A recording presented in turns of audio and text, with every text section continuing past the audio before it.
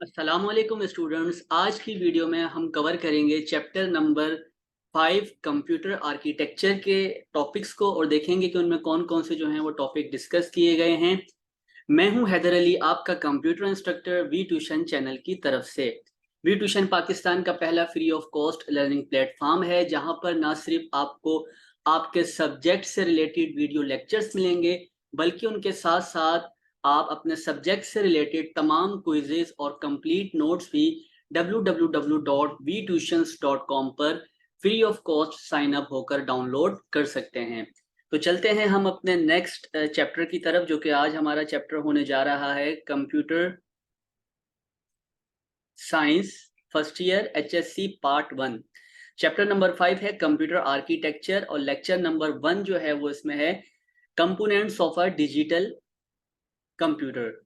ठीक है, अच्छा, अगर यहाँ पे बात की जाए कि कंप्यूटर आर्किटेक्चर क्या होता है, तो कंप्यूटर आर्किटेक्चर से मतलब यहाँ पे ये है कि किन प्रिंसिपल्स के मुताबिक जो है वो कंप्यूटर को डिज़ाइन किया जाता है, कौन से हार्डवेयर्स को जो है कंप्यूटर्स के सिस्टम में एम्बेड किया जाता है, उसकी मेमोरी किस तरह से वर्क करती है, किस तरह से आपका कंप्यूटर सिस्टम जो है वो कंट्रोल हो रहा होता है।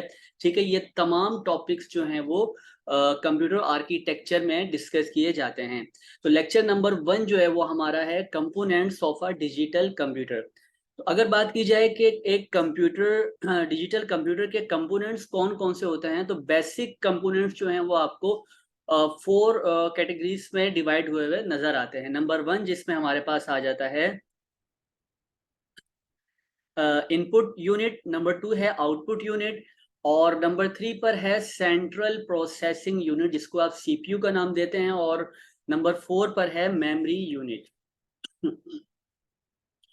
ओके, स्टेप बाय स्टेप इसको डिस्कस कर लेते हैं। सबसे पहले डिजिटल कंप्यूटर की बात की जाए तो a digital computer can be broadly classified as a collection of 4 basic units. ठीक है, इसको जो है वो जो इसके बेसिक यूनिट्स हैं वो 4 कैटेगरीज में आ जाते हैं, जिसमें नंबर 1 हमारे पास है इनपुट यूनिट, नंबर 2 पर है आउटपुट यूनिट, नंबर 3 है सेंट्रल प्रोसेसिंग यूनिट, और नंबर 4 है मेमोरी यूनिट। तो इसको स्टेप बाय स्टेप डिस्कस करते हैं कि इनपुट यूनिट जो है वो कंप्यूटर सिस्टम, एक डिजिटल कंप्यूटर सिस्टम में क्या होता है। These devices allow users to input data and instructions into the computer। देखें, इनपुट यूनिट या इनपुट डिवाइस एक ही बात है। आप इनपुट यूनिट क्या होता है, यानी कि ये एक ऐसी डिवाइसेस होती हैं जिनमें क्या होता है कि यूजर्स को ये अलाउ किया जाता है कि वो डेटा को इनपुट करवाए या किसी भी इंस्ट्रक्शन को इनपुट करवाए कंप्यूटर सिस्टम में। ठीक है, अब वो चाहे वो कीबोर्ड की मदद से हो, अब वो चाहे स्कैनर की मदद से हो, अब वो चाहे माउस की मदद से हो, तो जितनी भी इनपुट डिवाइसेस हैं उनकी मदद से यूजर जब डेटा कंप्यूटर सिस्टम में इनपुट करता है तो उन्हें जो है वो इनपुट यूनिट या इनपुट डिवाइस कहा जाता है। अब इसमें हमारे पास जो है वो कॉमन इनपुट डिवाइसेस की बात की जाए तो कीबोर्ड्स आ जाते हैं। ठीक है, इसी तरह से माइस आ जाता है। माइस जो है वो माउस की प्लूरल फॉर्म आ जाती है यहाँ पर। ठीक है, कीबोर्ड्स हैं, माउस हैं, टच स्क्रीन्स आपकी आ जाती हैं, स्कैनर्स हैं या माइक्रोफोन्स हैं। ठीक है, ये तमाम जो हैं जिनसे डेटा को यूजर्स जो हैं वो इनपुट ले रहे होते हैं, इनपुट लेके उस डेटा को जो है वो कंप्यूटर सिस्टम में एंटर किया जाता है। तो ऐसी डिवाइसेस को जो है वो कॉमन इनपुट डिवाइसेस का नाम देते हैं। अब यहाँ पे अगर आप देखें तो यहाँ पे एक एग्जांपल्स के तौर पर जो है वो एक कुछ डिफाइन की गई है, जिसमें आपको कीबोर्ड नजर आ रहा होगा, माउस नजर आ रहा होगा, इसी तरह से माइक्रोफोन भी जो है वो नजर आ रहा होता है। तो ये तमाम जो है आपकी इसी तरह की और स्कैनर्स हैं। ठीक है, टच स्क्रीन्स हैं, ये तमाम आपकी जो हैं वो इनपुट डिवाइसेस में आ जाती हैं जो कि यूजर से डेटा इनपुट लेती हैं और उससे फिर कंप्यूटर सिस्टम में एंटर करवाती हैं। They convert physical units into digital signals. अब यहाँ पे क्या कह रहे हैं कि ये जो है तमाम जो फिजिकल यूनिट्स होते हैं इनको डिजिटल सिग्नल्स में कन्वर्ट करती हैं that the computer can understand and process. ठीक है, जो भी फॉर्म आ रही है, ठीक है, अब कंप्यूटर सिस्टम क्या है, आपका सिर्फ बाइनरी लैंग्वेज को कंसीडर करता है, क्योंकि कंप्यूटर सिस्टम की जो आपकी उनकी अपनी लैंग्वेजेस होती है वो कौन सी होती है, डिजिटल लैंग्वेज, या आप जिसको कंप्यूटर लैंग्वेज का नाम देते हैं, या आप उसको मशीन लैंग्वेज का नाम देते हैं, यानी कि ऐसी लैंग्वेज जो कि 0 और 1 यानी कि बाइनरी फॉर्म पर मुश्तमिल होती है। ठीक है, तो ये क्या करता है कि जितने भी आपके फिजिकल इनपुट्स होते हैं उनको डिजिटल सिग्नल्स में कन्वर्ट करता है, यानी कि 0 और 1 की फॉर्म में कन्वर्ट कर देता है। इसलिए कन्वर्ट करता है ताकि कंप्यूटर सिस्टम जो है उसको अंडरस्टैंड कर सके और उसको प्रोसेस करवा सके। नंबर 2 हमारे पास आ जाता है आउटपुट यूनिट। अब ये आउटपुट यूनिट क्या है? दीज डिवाइसेस डिस्प्ले और present the processed information to the user.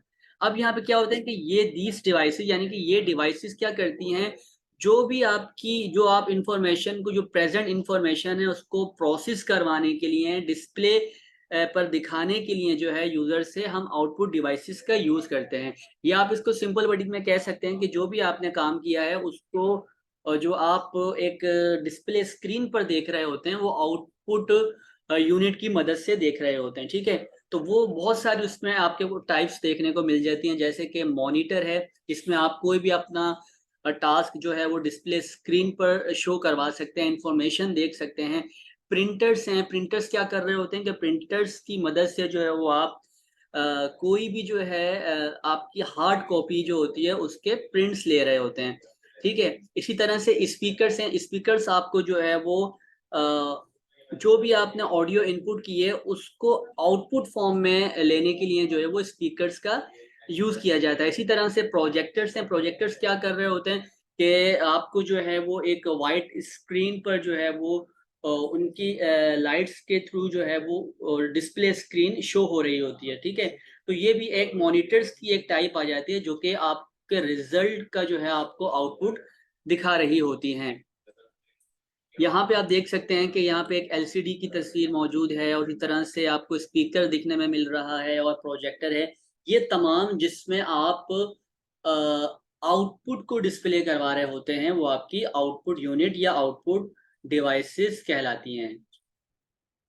They convert the digital output from the computer. ये क्या करती हैं कि आपके जो डिजिटल आउटपुट होता है कंप्यूटर से उसको कन्वर्ट करती हैं into a format that is understandable और यूजेबल बाय ह्यूमंस, यानी कि ऐसी फॉर्म में कन्वर्ट कर देती हैं कि कोई भी यूजर जो है, जो कंप्यूटर ऑपरेटर है, वो उसको आसानी से जो है वो समझ सके। देन हमारे पास आ जाता है central processing unit, CPU.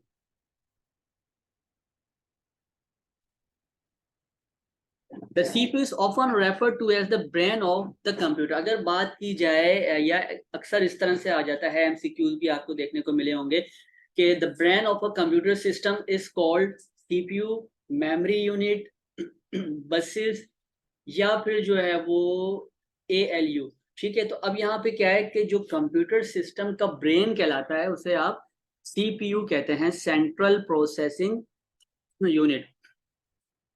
It perform the majority of the processing and calculation. इसमें क्या होता है कि इस सीपीयू के अंदर आपको तमाम जितने भी प्रोसेसिंग्स हो रही होती हैं कंप्यूटर सिस्टम में, या जितना भी आपका कैलकुलेशंस का प्रोसेस होता है वो तमाम आपको यहाँ सीपीयू में ही देखने को मिलता है। It interprets and executes instructions. अब यहाँ पे क्या कह रहे हैं कि ये इंटरप्रेट्स करती है, यानी कि जो भी आपकी इंस्ट्रक्शंस है उसको उसकी वजाहत कर रही होती है, उसको एग्जीक्यूट करवा रही होती है, रन करवा रही होती है, जितनी भी इंस्ट्रक्शंस आपने दी होती हैं।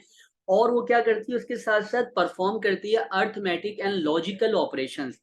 अब ये अर्थमेटिक से मतलब यहाँ पे क्या है, देखें, अर्थमेटिक से मतलब ये है कि जितने भी प्लस माइनस मल्टीप्लाई डिवाइड ये जो तमाम कैलकुलेशंस के प्रोसेस होते हैं इनको भी सेंट्रल प्रोसेसिंग यूनिट जो है वो एग्जीक्यूट करवाता है। और उसके अलावा जितने भी लॉजिकल ऑपरेशंस होते हैं, लॉजिकल ऑपरेशन से मतलब क्या है, यहाँ पे 5 < 6 greater than 10। ठीक है, अब ये कंडीशन ट्रू है या फॉल्स है, तो इस तरह के जो लॉजिकल ऑपरेशंस होते हैं ये भी जो है वो सेंट्रल प्रोसेसिंग यूनिट ही प्रोवाइड कर रहा होता है। And coordinates the activities of the hardware components. और जितने भी आपके हार्डवेयर कंपोनेंट्स आ जाते हैं, रैम है, हार्ड डिस्क है, ठीक है, आपके मदरबोर्ड में जो ट्रांजिस्टर्स लगे होते हैं वो किस तरह से वर्क कर रहे हैं, पावर सप्लाई किस तरह से वर्क कर रही है, किस तरह से करंट को जो है वो फ्लो करवा रही है, किस तरह से आपके माउस से सिग्नल्स निकल के जो है वो कंप्यूटर की स्क्रीन तक जा रहे हैं, किस तरह से कीबोर्ड वर्क कर रहा है, इन तमाम हार्डवेयर कंपोनेंट्स की एक्टिविटीज को कंट्रोल करना, कोऑर्डिनेट करने का काम भी जो है वो सेंट्रल प्रोसेसिंग यूनिट का होता है। देन उसके बाद हमारे पास आ जाता है memory unit. Memory is use to store data and instruction that the CPU needs to access quickly. अब देखिए मेमोरी क्या है, मेमोरी जो है वो क्या होती है कि जो आपका डेटा है या जो इंस्ट्रक्शंस होती हैं उनको स्टोर करने के लिए यूज की जाती हैं, ठीक है, ताकि सीपीयू जो है उसको आसानी से क्विकली जो है वो एक्सेस करवा सके। अब यहाँ पे देखें हमारे पास मेमोरी में जो है हमारे पास डिफरेंट टाइप्स देखने को मिल जाती हैं, जिसमें नंबर 1 हमारे पास आ जाता है रैंडम एक्सेस मेमोरी रैम या रीड ओनली मेमोरी। अब यहाँ पे क्या है कि रैम को जो है वो आप मैन मेमोरी का नाम भी देते हैं, प्राइमरी मेमोरी का नाम भी देते हैं, इंटरनल मेमोरी का भी नाम देते हैं। तो ये डिफरेंट जो है उनकी वर्डिंग्स चेंज होके आ जाती हैं कि डिफाइन करें मैन मेमोरी को, डिफाइन करें इंटरनल मेमोरी को, डिफाइन करें प्राइमरी मेमोरी को, ठीक है। तो ये तमाम जो है वो आपकी इसी मेमोरी की टाइप्स में डिफाइन की जा रही होती है रैंडम एक्सेस मेमोरी में। तो हमारे पास दो टाइप्स देखने को मिल जाती हैं। नंबर 1 है रैम रैंडम एक्सेस मेमोरी और दूसरा है रीड ओनली मेमोरी। अब देखें ये जो आपको दिख रही है ये दरअसल एक रैम की तस्वीर यहाँ पे दी गई है। इस तरह से जो है वो रैंडम एक्सेस मेमोरी देखने को मिलती है और इस तरह से आपको जो है वो रीड ओनली मेमोरी देखने को मिल जाती है। अब इन दोनों में फर्क क्या है? अगर हम बात करते हैं रैम की तो यहाँ लिखा है RAM is volatile memory that stores data and program instructions टेम्पोरेरीली।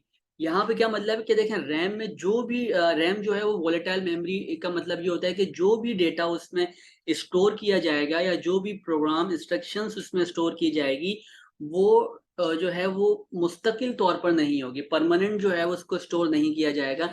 जब तक आप उसमें काम कर रहे होंगे, जब तक आपने मिसाल के तौर पर अगर आपने कोई वीडियो प्ले की है तो जब तक वो वीडियो प्ले रहेगी कंप्यूटर सिस्टम में तो वो लोड कहाँ पे होगी?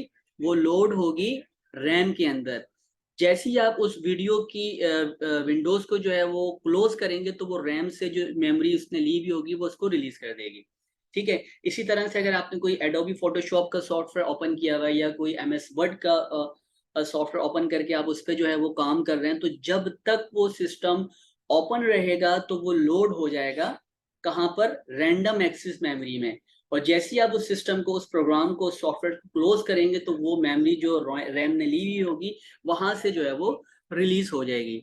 तो अक्सर आपने देखा होगा कि अगर आप एक साथ आपकी रैम कम है और आप 5 to 6 मल्टीपल प्रोग्राम्स एक साथ ओपन कर लेते हैं, उन पे काम कर रहे होते हैं, तो देखने में ये मिलता है कि सिस्टम जो है वो हैंग हो जाता है, उसकी प्रोसेस स्लो हो जाती है। क्यों होती है? क्योंकि वो होती इसीलिए है कि आपकी रैम कम है और आपने उस पर लोड जो है वो बहुत ज्यादा डाल दिया है। तो जब आपकी रैम कम होगी और उस पर आप लोड को ज्यादा डालेंगे तो यकीनन आपका सिस्टम क्या हो जाएगा? हैंग हो जाएगा। तो इसीलिए जो है वो रैम क्या काम कर रही होती है, जो भी आपने सिस्टम, जो भी प्रोग्राम्स, जो भी सॉफ्टवेयर ओपन किया होता है उसको अपने पास लोड कर लेती है ताकि आपका कंप्यूटर सिस्टम जो है वो हैंग ना हो और ठीक से वर्क करता रहे। तो उसी के मुताबिक जो है वो रैम काम कर रही होती है। और जैसे आप उसको क्लोज करेंगे तो रैम से वो मेमोरी जो है वो रिलीज हो जाएगी। तो रैम जो है वो टेम्पोरेरीली स्टोरेज मेमोरी कहलाती है, यानी कि ऐसी वो वोलेटाइल मेमोरी जहाँ पे डेटा को जो है वो मुस्तकिल तौर पर स्टोर नहीं किया जाता, ठीक है। और जैसे ही आप कंप्यूटर सिस्टम को क्लोज करेंगे तो जो भी रैम में डेटा स्टोर होगा वो तमाम जो है वो लॉस्ट हो जाएगा। लेकिन अगर बात की जाए रोम की, रीड ओनली मेमोरी की, तो वो परमानेंट इंस्ट्रक्शंस को स्टोर कर रही होती है, डेटा नॉट इजिली मॉडिफाइड। अब देखिए रोम क्या काम करती है, रोम आपके हार्डवेयर सिस्टम में एम्बेडेड कर दी जाती है। मिसाल के तौर पर अगर आपके लैपटॉप का सीपीयू का एक बटन है जो को जिसको आप प्रेस करते हैं तो आपका सिस्टम ऑन हो जाता है, दोबारा प्रेस करते हैं तो वो सिस्टम ऑफ हो जाता है। तो क्या होगा कि इस सिस्टम के पीछे भी, इस बटन के पीछे भी एक प्रोग्रामिंग की जाती है जो कि क्या कर रही होती है, उसको बूटिंग प्रोसेस में ला रही होती है, यानी कि उसको ऑन करवा रही है, उसको शट डाउन करवा रही है, ठीक है। तो ये तमाम प्रोसेस जो है वो रोम के अंदर एक मर्तबा सॉफ्टवेयर एम्बेड करवा दिए जाते हैं, उसको आप चेंज नहीं कर सकते। तो एक बार जो रोम में सिस्टम स्टोर हो गया वो परमानेंट स्टोर हो जाता है, जो कि हार्डवेयर से रिलेट करता है और वो आपके सिस्टम को रन करवाने के लिए यूज किया जाता है। तो ये थी मेमोरी यूनिट और उसकी दो टाइप्स को हमने यहाँ पे डिस्कस किया। रैंडम एक्सेस मेमोरी क्या होती है, ये टॉपिक मैं पहले भी कुछ वीडियोस में डिस्कस कर चुका हूँ। दरअसल यहाँ पे हमारा जो टॉपिक था वो था components of a digital computer. तो यहाँ पर हमारे पास ये 4 टाइप्स देखने को मिल जाती हैं। इसी तरह से हमारे पास आ जाती है ब्लॉक डायग्राम। अक्सर पेपर में जो है वो क्वेश्चन इस तरह भी आता है कि draw the block diagram of a digital computer system. ठीक है, और ये तकरीबन 4 to 5 मार्क्स तक के जो हैं ये आंसर्स इनके आपको ये डायग्राम बनानी होती है। तो सिंपल सी डायग्राम है, इसमें आपने क्या करना है कि एक तरफ आपने जो है वो प्रोसेस का जो है वो सिंबल लेके इनपुट यूनिट लिखना है, उसके बाद आगे एरो बनाना है, then central processing unit, then output, और नीचे जो है वो आपने मेमोरी यूनिट को डिफाइन कर देना है। ठीक है, मेमोरी यूनिट को यहाँ पे एक और प्रोसेस सिंबल बना देना है। बस सिंपल आपने इस तरह से इसकी ब्लॉक डायग्राम को जो है वो क्रिएट करना है। यानी कि आप डेटा को इनपुट कर रहे हैं, सेंट्रल प्रोसेसिंग यूनिट क्या कर रहा है, उसको आउटपुट पे दिखा रहा है। ठीक है, यानी कि उसका रिजल्ट आउटपुट दे रहा है। और ये क्या है, मेमोरी यूनिट क्या कर रही है, यानी कि उस जो भी डेटा है उसको अपने पास या तो टेम्पररी स्टोर कर रही है या परमानेंट स्टोर कर रही होती है। ठीक है, तो इस तरह से जो है वो आपका डिजिटल कंप्यूटर सिस्टम जो है वो वर्क कर रहा होता है। ओके, तो ये था हमारा आज का लेक्चर जिसमें हमने चैप्टर नंबर 5 कंप्यूटर आर्किटेक्चर के lecture number 1 components of a digital computer में ये देखा कि इनपुट यूनिट क्या होते हैं, आउटपुट यूनिट क्या होते हैं, सेंट्रल प्रोसेसिंग यूनिट क्या होते हैं, किस तरह से वर्क करते हैं, मेमोरी यूनिट में रैम क्या काम कर रही होती है, और रोम जो है वो किस तरह से यूज की जाती है। तो मिलते हैं इंशाल्लाह नेक्स्ट वीडियो में नेक्स्ट लेक्चर के साथ। तब तक मुझे इजाज़त दीजिए, अपना बहुत सारा ख्याल रखिएगा। अल्लाह हाफिज़।